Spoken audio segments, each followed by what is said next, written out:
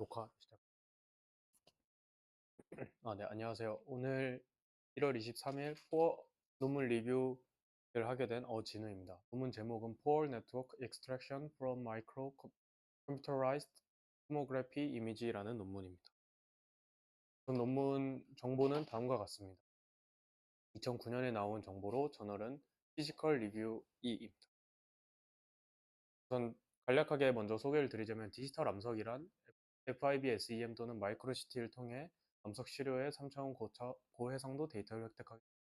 그랬을 때 이 암석의 미세 공급 구조 분석에 활용할 수 있고, 코어 플로딩, 일축 압축 강도 시험 등 물성 역학적 특성 예측에 활용됩니다. 다만 이 마이크로CT 기반 암석 이미지를 그대로 사용한 수치 해석 접근은 계산 비용이 너무 커 반복적인 분석과 가상 유동 예측이 어렵습니다. 그렇기 때문에 본 논문에서는 공급 구조와 연관된 내용을 소개해 드리도록 하겠습니다. 우선 재구축 기반 공급 구조 정량화입니다. 첫 번째로 프로세스 베이스드 재구축이라는 방법인데, 이 방법은 실제 암석의 생성 과정을 모사하여 3D 디지털 암석을 재구축하는 방법입니다. 적용하는 상황은 일반적으로 CT 촬영이 어렵거나 해상도가 몹시 낮은 경우에 주로 사용하게 되고, 이제 입자 패킹, 시멘트화 같은 생성 과정을 모사해서 3D 구조를 만들고, 저희가 원하는 목표 공급률, 연결성에 맞게 파라미터를 보정해서 디지털 암석을 생성하게 됩니다. 말 그대로 실제와 유사한 가짜 데이터를 생성한다고 생각하시면 좋을 것 같습니다. 다만 저희가 임의로 가정한 규칙에 따라 결과가 달라지기 때문에 실제 미세 구조를 그대로 재현하기는 어렵고, 탄산암 같이 구조가 복잡한 암석은 모델링이 어렵습니다. 그리고 이렇게 재구축한 방법에 볼로노이라는 방법을 사용하게 되면은 이 아무래도 재구축을 했다 보니까 입자의 점이 어디인지 다 저희는 알고 있습니다. 그렇기 때문에 이 입자를 기준으로 그 돌론의 삼각 분할을 이용해서 각 분할을 해주면은, 지금 이제 보시는 파란 선과 같이 공극목과 공극목이 구별됩니다. 그랬을 때 공극목이 만나는 지점을 공극, 그냥 모서리 하나 파란색 선이 공극목, 그리고 초록색 선이 그레인 센터 입자점입니다. 다만 이 방법은 첫 번째로 명확한 점이 존재해야지만 사용 가능하기 때문에 CT 이미지에는 적용하기 어렵고, 실제 공극 형태를 완전히 반영하기 또한 어렵습니다. 네, 그랬을 때 CT 이미지 기반 공급 구조 정량화입니다. 저희가 흔히 부르는 포어 네트워크 PNM이라고 하는데요. 공급 구조를 공급과 공급목으로 축약하는 방법입니다. 그 중에서 스켈레톤은 공급 구조를 중심선으로 압축해 원D 뼈대로 표현하는 방법입니다. 스켈레톤에서 분기점을 공극으로 하고 분기점 사이 가지에서 가장 좁은 구간을 공급목으로 정의합니다. 왼쪽 아래 보시는 그림과 같이 공극들이 만나는 이 공극목들이 죄송합니다. 이 중심선을 기준으로 뼈대를 만들고, 이 중심선이 교차하는 부분이 공극 바디가 되고, 그리고 그 중에서 가장 얇은 부분이 포어 스롯이 됩니다. 이 얇은 부분에 대한 건 오른쪽 아래 그림을 보시면 더 확실하게 알 수 있는, 이렇게 모여 있는 부분이 공극 바디에 해당하고요. 여기 보면은 조금씩 얇아지는데 아마 가장 얇은 지점이 포어 스롯으로 구별되게 됩니다. 네, 그랬을 때 또 다른 방법으로 맥시멈 볼이라는 방법입니다. 이 방법은 공급 구조에서 암석 경계에 닿는 최대 내적 구조를 표현하는 방법입니다. 그랬을 때 공급 복셀에서 내적부 반경을 구해주는 구들의 포함 관계를 정리하고 남은 구들을 이용해 공급과 목을 구성하게 됩니다. 다만 이 방법의 한계는 내적부 반경을 찾고 포함 계층 관계를 만드는 과정이 너무 무거워서 메모리 시간 부담이 커 크기가 큰 이미지에 적용이 제한됩니다. 왼쪽 아래는 제가 예시로 만들어 온 이미지인데, 예시를 들어서 이런 격자 이미지가 있다고 했을 때 임의의 셀에서부터 저희가 이 내적 부위를 확대시키는 방향으로 최대 내적 부위를 구하게 됩니다. 다만 이렇게 구한 내적 부위를 각 복셀에서 모두 다 시행하기 때문에, 시행하고 그리고 이게 포함이 되는지 안 되는지 또한 모든 복셀과 다 비교를 해야 되기 때문에 메모리와 시간 부담이 몹시 큽니다. 오른쪽 아래 그림과 같이 이렇게 나누고 이렇게 겹치는 상황에서, 여기 보시면 가장 조그마한 노란색 원, 그리고 초록색 조그마한 원 같은 경우는 안에 포함된다, 그러니까 가장 큰 내적부 안에 포함된다고 생각해서 여기 보시면 제거되는 상황을 볼 수 있습니다. 이런 식으로 모든 셀에 대해서 내적부를 다 비교하기 때문에 메모리가 몹시 크게 됩니다. 그렇기 때문에 이 방법에서는 이 맥시멈 볼 방법의 메모리 시간 부담을 해소하여 크기가 큰 이미지에도 적용하고자 합니다. 우선 그 방법은 두 가지로 나뉘게 됩니다. 첫 번째로는 지금은 무조건 1계층씩 늘려간 것의 반면에 26가지 방향, 왼쪽 아래 보시는 바와 같이 면 방향 6개, 모서리 방향 12개, 꼭지점 방향 8 방향으로 인해서 총 26가지 방향으로 뻗어서 대략적인 크기를 확인하게 됩니다. 그리고 대략적인 크기를 확인한 후에 그 안에서 한 칸씩 조정을 해가면서 미세하게 확인하는 구조입니다. 그리고 또한 그렇게 얻었을 때 공극 내 내저번 간의 포함 관계는 오른쪽 아래 보시는 바와 같이 공극 크기의 최대와 최소 범위를 구하게 됩니다. 다만 저희가 실제 공극은 몹시 매끄러운 그런 암석 표면이지만 저희가 아무래도 이 격자, 계단 형태의 모양에 대입시키기 때문에 지금 보시는 바와 같이 이 노란색 점은 구의 중심으로 생각해 주시면 됩니다.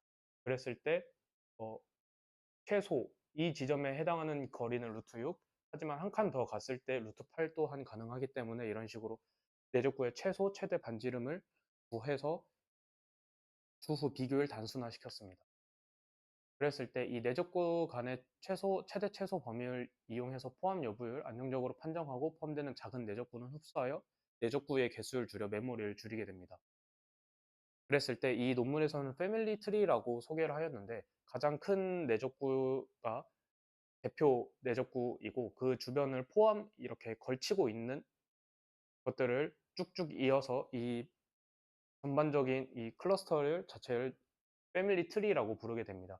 그랬을 때 이 두 가지의 패밀리 트리가 만나게 되는 하나의 지적, 하나의 내적구를 여기서는 common child라고 표현하였는데 그 내적구 하나가 이제 공극목이 된다고 생각해 주시면 돼요. 그랬을 때 이만큼이 공극, 이만큼이 공극목비로 알아주시면 좋을 것 같고 그랬을 때 오른쪽에서 논문에서 소개하진 않았지만 제가 임의로 만들어 본 결과 공극을 구형 공극목을 모서리로 표현한 시각화 공극 구조입니다. 그랬을 때 여기서 이 추후에 결과를 나올 때 MB 방법이라고 나오게 되는데 조금 내용이 헷갈리는 것 같아서 제가 new MB라는 명칭을 따로 사용해서 NMB라고 이후부터 말씀드리도록 하겠습니다. 베스트 데이터 소개입니다. 판탈 블로우 샌드스톤 암석으로 300 x 300 x 300 복셀입니다. 우선 이 데이터는 이미 기존의 PB 기반 공급 구조를 통해서 만들어진 암석을 사용하였고요. 공급률은 13.6%, 평균 입자 크기 250 마이크론, 자연 상태 공급률 범위 20에서 30%입니다. 그리고 여기서 아까 볼로노이 기반 공급 구조와 NMB 기반 공급 구조를 비교하게 됩니다. 지금 여기까지 발표를 아마 들으셨으면은 궁금해 하실 텐데 왜 기존 MB가 아니라 왜 볼로노이와 비교를 하냐. 그러니까 NMB를 만들었으면 MB와 비교를 해야 되는 거 아닌가? 라고 생각을 하실 텐데 MB의 경우에는 아까 말씀드렸다시피 큰 범위에 적용을 할 수 없기 때문에 비교 자체가 불가능하다고 논문에서 적혀 있어서 기존에 사용하던 볼로노이 방법과 비교하였습니다. 그랬을 때 우선 기하 구조에 해당하는 공극과 공극목 크기 분포 비교입니다. 공극 반경 분포는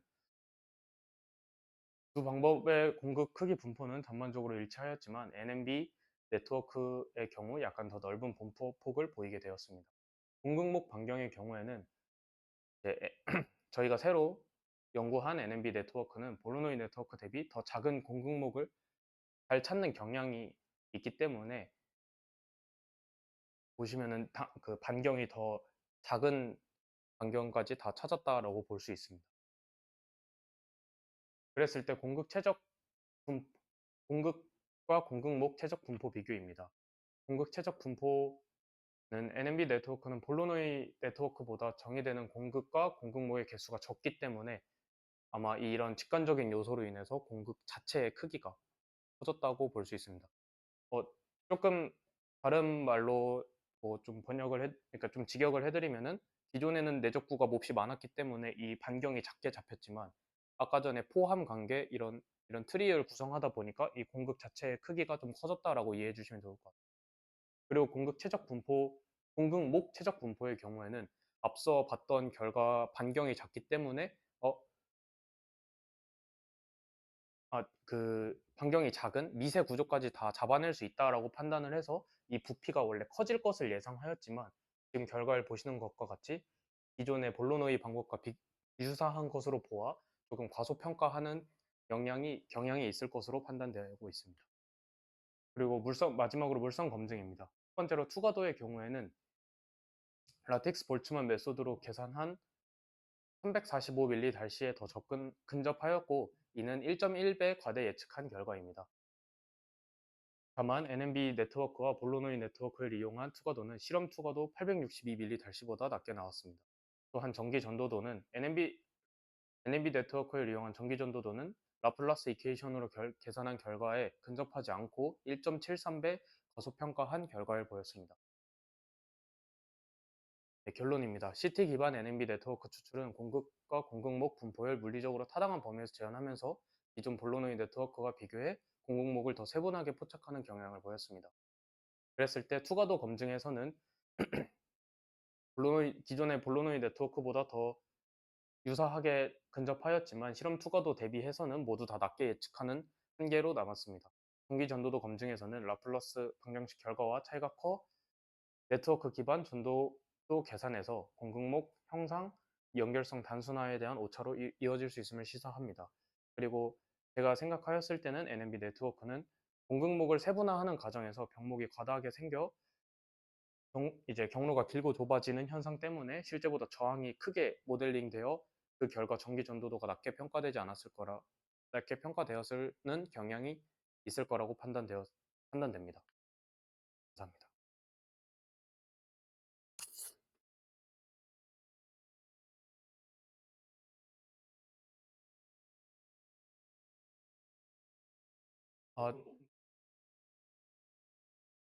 아, 정확히 말씀드리면 이 논문 리뷰는 네, PNM에 대한 좀 이해를 돕고자 읽었던 논문이고 그 라이브러리는 아직은 더 추가로 공부했습니다.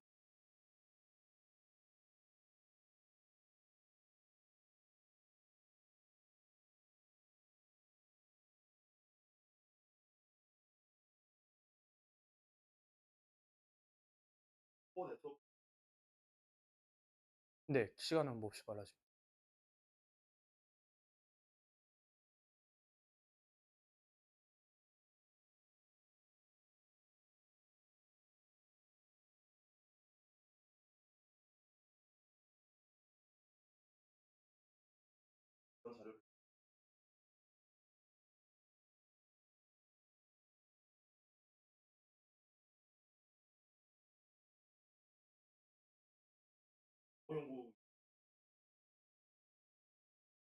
네, PNM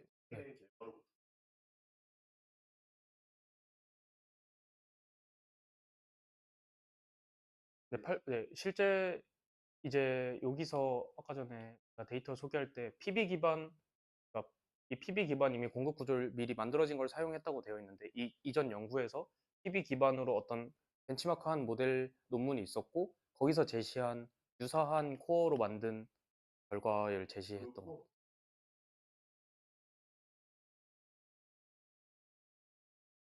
정확하게 거기까지는 파악 못 해봤는데 제 생각에는 네, 이걸로 먼저 파악을 하고 아까 그러니까 이 기존에 있었던 어떤 구성 기반으로 재생성했다고 하였으니까 뭐, 네, 이 실험을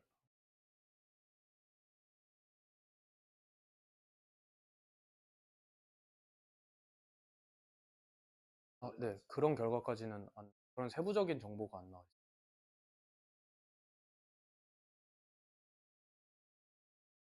예, 맞습니다.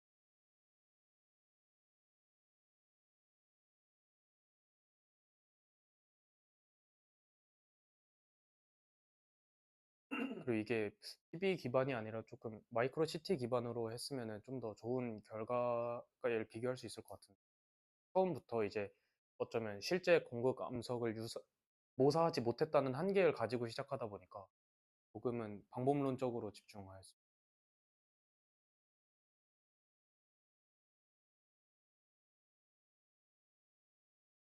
네.